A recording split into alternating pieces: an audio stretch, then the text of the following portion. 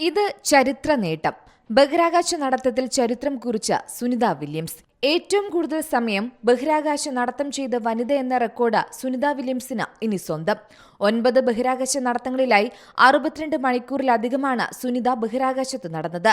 ബഹിരാകാശ നിലയത്തിൽ കുടുങ്ങി 8 മാസത്തിനു ശേഷമാണ് സുനിത വില്യംസും ബുച്ച് വിൽമോറും നടന്നത്. സുനിതയുടെ രണ്ടാമത്തെ ബഹിരാകാശ നടത്തം കൂടിയാണിത്.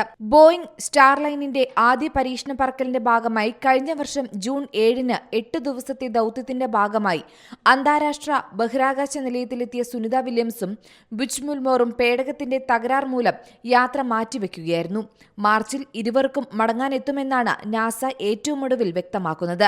അതിനിടയിലാണ് ഈ ചരിത്ര നേട്ടം സുനിത സ്വന്തമാക്കിയത്. 5.5 മണിക്കൂർ 26 മിനിറ്റാണ് സുനിത വില്യംസും സഹയാത്രികനായ ബുച്ച് വിൽമോറും ബഹിരാകാശ നിലയത്തിന് പുറത്ത് ചിലവഴിച്ചത്.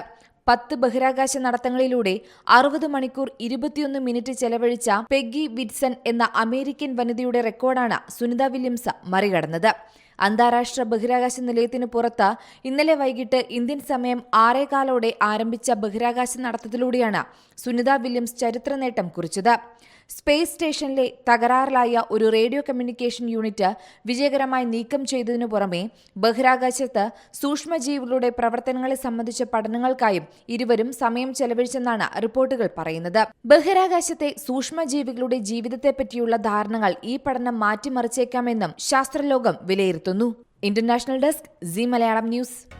പുതിയ വാർത്തകളും വിശേഷങ്ങളും ഇനി വിരൽ തുമ്പിൽ. എല്ലാ ഡിജിറ്റൽ പ്ലാറ്റ്ഫോമുകളിലും ഇപ്പോൾ സീ മലയാളം ന്യൂസ് ലഭ്യം.